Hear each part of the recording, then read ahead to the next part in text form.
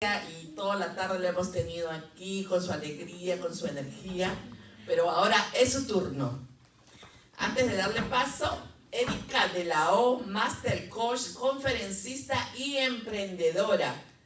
El tema que ella nos trae, sobreviviente de las circunstancias.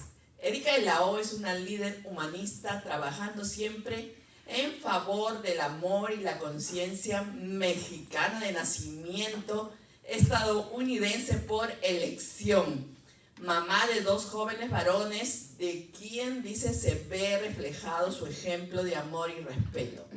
Ella es una mujer apasionada, como lo han visto seguramente, de la amabilidad, valentía, entrega, responsabilidad, respeto, congruencia, sencillez, amor, transparencia, conciencia y dignidad humana, por lo cual obtuvo un doctor honoris causa en el 2019 de parte de Europa Campus y otros a inicios de 2022 de parte de la Federación Internacional de Superación Humana. Su propósito de vida es generar mejores seres humanos a través de la autenticidad del ser y lo aplica en cada una de las áreas en las que se desenvuelve y en donde va incluido su sello que la respalda de calidez digital y calidez humana. Ella es una mujer multitalentosa, siempre descubriendo que hay mucho que hacer y mucho por compartir. Conferencista internacional, master coach, locutora, talento vocal y creativo, autora, escritora, poetisa, facilitadora, emprendedora, instructora de natación, inspiración, mamá, amiga, socia y más. Socia fundadora del corporativo DDLC, presidenta ejecutiva de la red de coach, rectora de la Universidad Corporativa USA Campus, fundadora CEO de Latino Radio, fundadora CEO de la Red Mundial de Conciencia y la Red Mundial de Locutores. Además de ser miembro activo de varias organizaciones, es embajadora de la paz y mujer reflexiva, profunda y creadora. Señores, con ustedes, Erika de la O.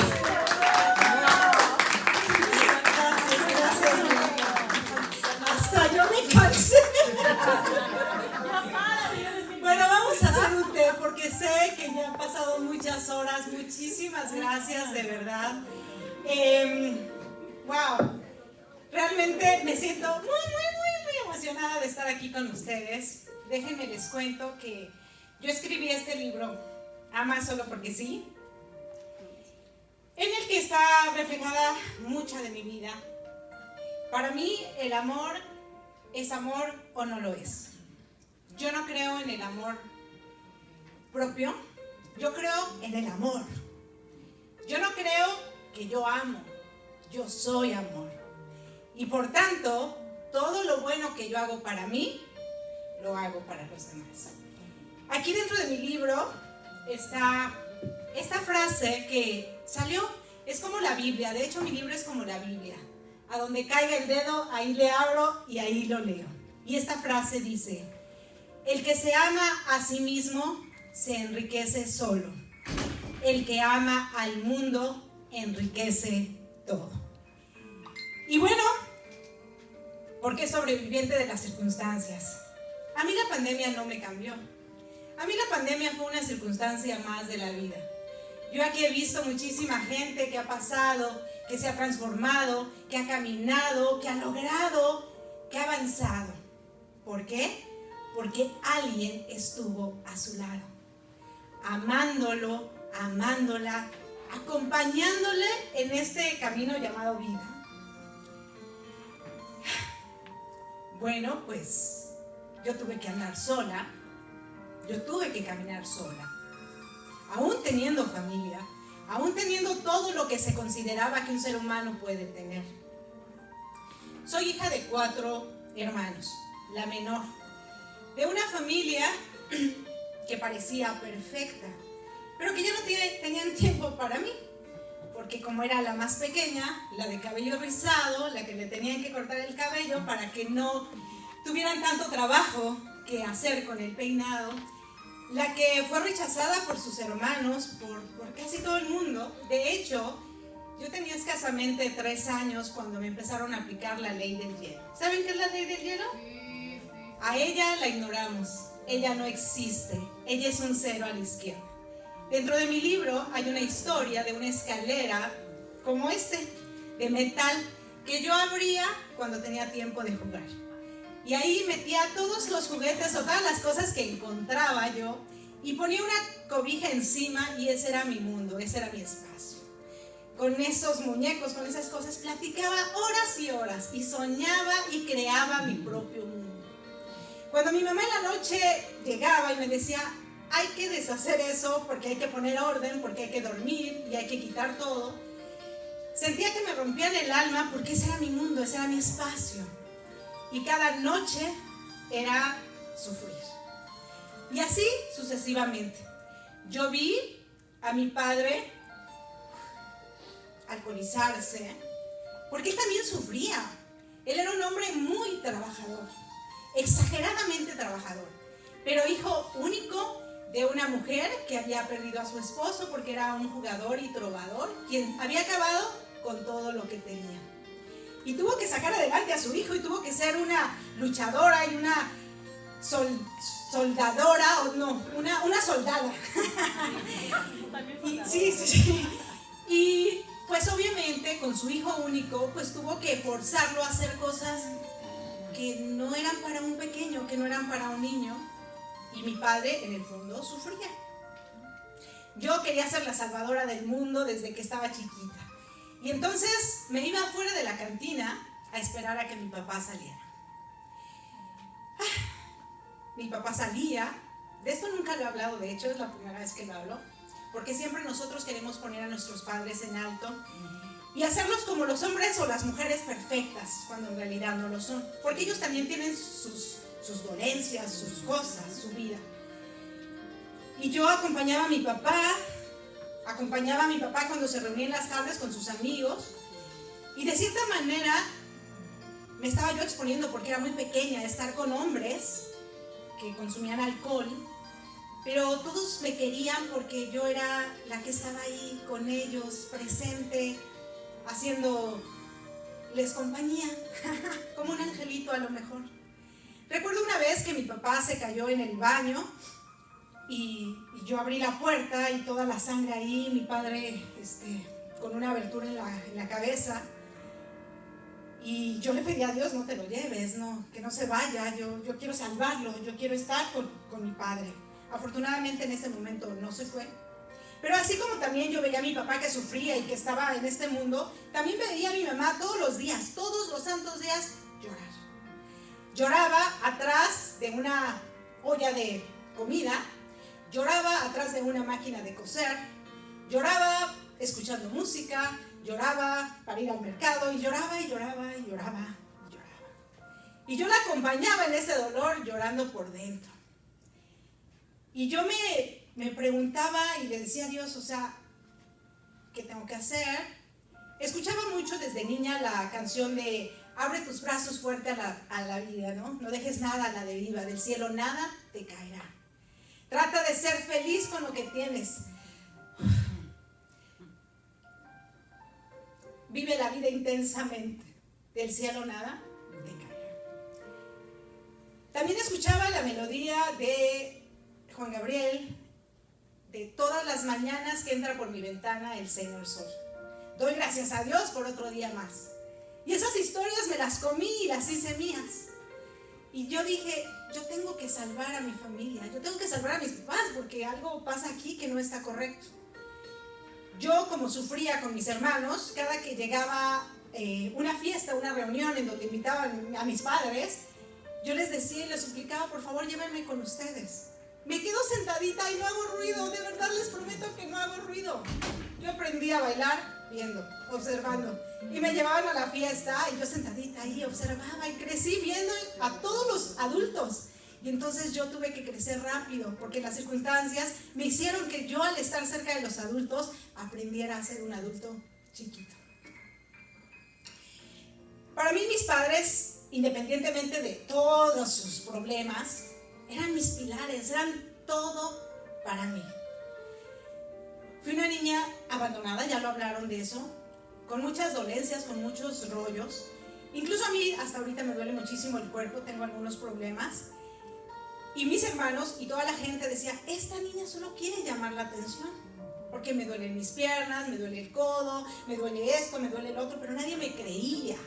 Hay enfermedades silenciosas, de hecho tengo muchos artículos escritos y muchos programas de radio donde hablo de eso. Yo sufro una enfermedad silenciosa que como la gente no lo ve, pues no lo cree. Y mi mamá en cierta manera sí me creía, pero no tenía tiempo para mí, tenía 4 hijos. Mi madre se casó a los 16 años, a los 21 años tenía 4 hijos. Yo tengo un hijo de 22 años y ni siquiera lo veo con novia. Mi padre, pues un niño grandote, y vivíamos con mi abuela. Entonces mi abuela era la mamá de mi papá, de mi mamá y de 4 chicos. Y yo a todo el mundo lo veía y yo decía, es que yo los voy a salvar. Cuando mis hermanos se portaban mal, la que iba y pedía perdón era yo. Porque no quería que los castigaran, porque no quería que le pasara nada. Y sentía yo que yo no era de este planeta, que era demasiado buena. Incluso muchas veces me tildaron de tonta, de bla, bla, bla, bla, bla, bla, bla, bla, bla. Y yo decía, no. Y yo era muy religiosa, iba a la iglesia y yo veía a Jesucristo ahí en la cruz. Y cuando decían, por mi culpa, era de las primeras, por mi culpa, y luego me ponía a llorar y decía, ¿por qué por mi culpa? ¿Por qué por mi culpa? ¿Quién dice que es mi culpa? ¿Quién dice que yo le dije a Eva que se comiera la manzana? Yo no le dije a nadie nada de eso. ¿Por qué yo tengo que pagar por los pecados de los demás? ¿Yo qué hice en la vida para merecer esto? No, casi. Pero luego veía a Jesucristo ahí y empezaba a leer su historia y todo. Y me comí la idea, es que tú eres como Jesucristo. Tú vas con esa túnica blanca, con esas sandalias, caminando por la vida. Y caminando como un nómada. Pero en tu espacio, en tu soledad, en tu mundo. ¿Quieres un mundo bonito? Créalo.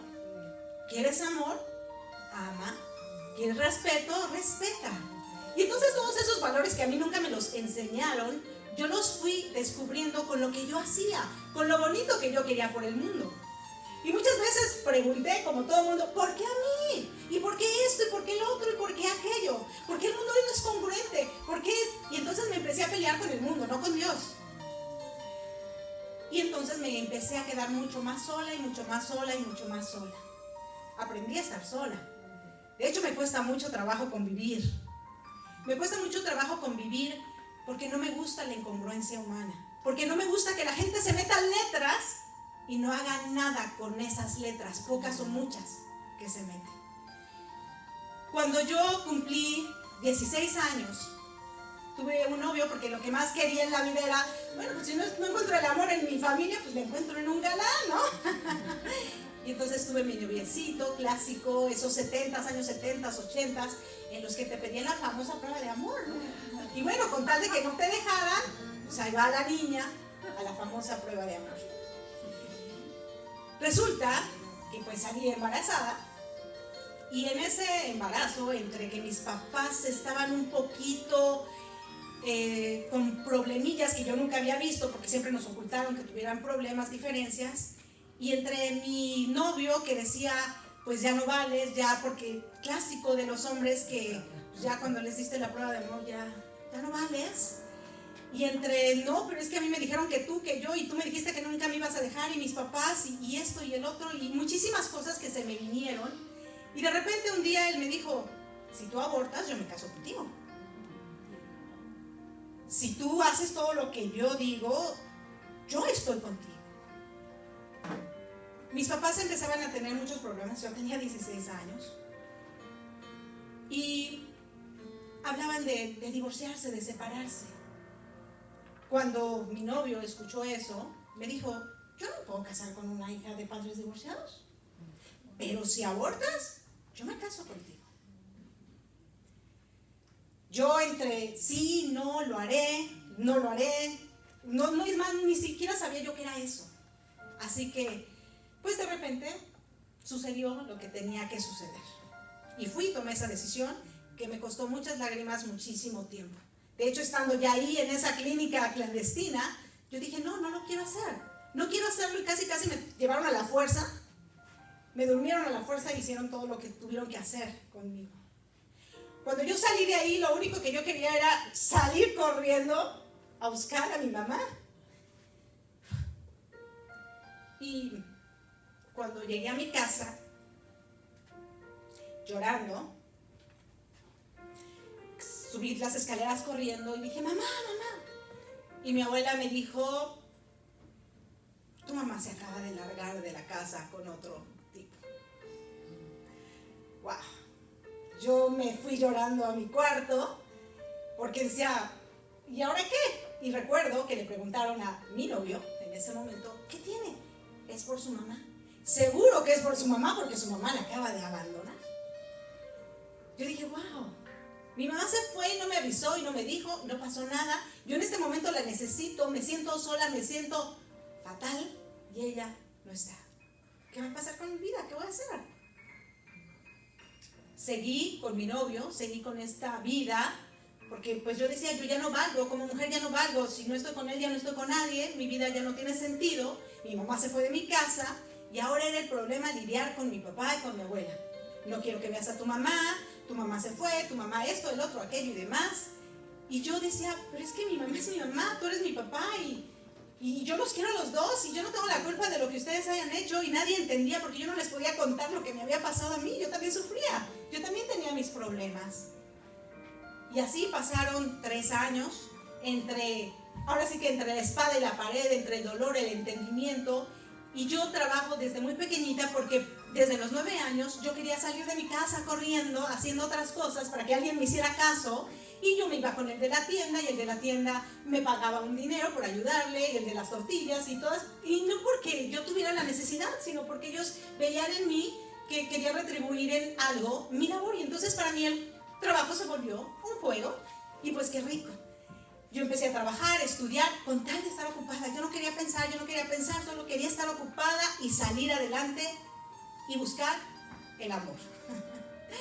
Así llega un día, en un momento, cuando yo tenía 18 años, en que mi papá todos los años íbamos con unas familias para Navidad, Año Nuevo, etc. Mi padre no tuvo hermanos, mi madre tampoco, somos una familia muy pequeña. Y entonces mi papá esa Navidad, recuerdo muchísimo que me dijo, mija, yo no quiero ir ahora a las reuniones, pero quiero que me acompañes a ir a visitar a todos. ¿Quieres? ¿Puedes? Y yo pues con tal de no dejar a mi papá, dije, ok, vamos, yo te acompaño. En ese momento no me importó nada más que mi papá. Nos fuimos en esa Navidad a ir a visitar a todas las personas. Y prácticamente fue la despedida. Él se fue a despedir de todo el mundo, ¿no? Y para mí era mi papá, wow, lo máximo. Nunca jamás me dijo te amo, verbalmente, nunca lo escuché. Pero hacía muchas cosas con las que me demostraba que me amaba. Mi mamá tampoco me dijo nunca que me amaba, pero también hacía cosas que me demostraban que me amaban. Y yo entre la lucha, yo no quiero dejar a mi mamá, tampoco quiero dejar a mi papá, entiéndanme, trataba de hacer muchas cosas e incluso yo acepté al esposo de mi mamá y también tuve que agachar la cabeza con tal de no dejar a mi mamá, con tal de ser aceptada y que mi mamá me hiciera caso y estuviera conmigo. Así de repente un día, yo soy del 25 de enero, todo me pasaba, ¿no? Diciembre, enero, las fechas más importantes siempre pasaba una tragedia. Y así, antes de yo cumplir mis 19 años, mi padre sufre un accidente, está agonizando, le pasa un trascabo por el cuerpo, lo desintegra prácticamente, está en el hospital 11 días, él debió haber muerto en ese instante, pero no sucedió así. Y yo en el hospital le hablé a mi mamá para decirle lo que había pasado. Mi mamá llegó porque yo necesitaba a mi mamá, mis hermanos no le hablaban y yo quería a mi mamá, yo quería que mi mamá estuviera conmigo. Mi papá en ese lecho de muerte, yo le pedía angustiada, por favor, no te vayas sin antes decirme que me amabas. No te vayas porque yo necesito escuchar, yo necesito sentir que yo soy una mujer amada, soy una niña amada, soy una persona amada, soy alguien importante en esta vida. Mi papá desafortunadamente falleció, se murió, pero antes de que falleciera era tanto mi dolor de verlo ahí postrado, era tanto mi dolor de ver a toda la gente postrada, que yo fui a pedirle a Dios que se lo llevara. Y en ese momento descubrí que nosotros a veces también somos muy envidiosos, muy egoístas. Y que queremos que las personas a las que amamos estén con nosotros para que nosotros no nos sintamos solos. Cuando en realidad hay momentos en la vida en que tienes que dejar ir a los seres más amados, porque eso te va a traer mucho más grandes cosas en la vida que mantenerlos contigo. Mi padre fallece, yo me quedé con esas ganas de que me amaran, o escuchar que me amaban. Mi mamá con su esposo, regresa a la casa mi mamá, no me hace caso a mí, porque todos mis hermanos la necesitan, obvio, y Erika otra vez, un 0 a la izquierda. Así que yo decidí emigrar a los Estados Unidos, y muchísimas cosas más me pasaron, muchas más. Soy una sobreviviente de las circunstancias porque he estado deportada, he regresado, tengo 2 hijos, me casé, me divorcié, siempre buscando el amor, siempre buscando las cosas lindas de la vida, buscando ese mundo que yo creé. Y yo creo que todos en esta vida merecemos ser amados. Por eso hoy en día yo a lo que me dedico es a fomentar el amor. No le des afuera lo que le tienes que dar adentro. No hagas cosas por el mundo cuando le estás quitando a tu familia su mundo. Lo más importante en esta vida es la familia, la base de la sociedad. De nada sirve que tengamos millones de dinero, millones de títulos, si somos seres que no nos demostraron que nos amaban. A mí me faltó ese amor, pero yo lo construí. Lo construí porque ese mundo es el que yo quiero. Y ese mundo es con el que camino. Y si me he preparado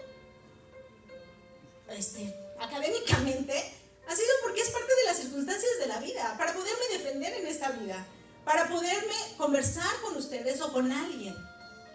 Pero yo tengo un programa que empezó en noviembre del año pasado, porque yo era una mujer deprimida, siempre con la alegría. Incluso no sé si sepan de esta chica, y me identifiqué tanto, de esta Miss Universo que se suicidó hace un par de meses o algo así.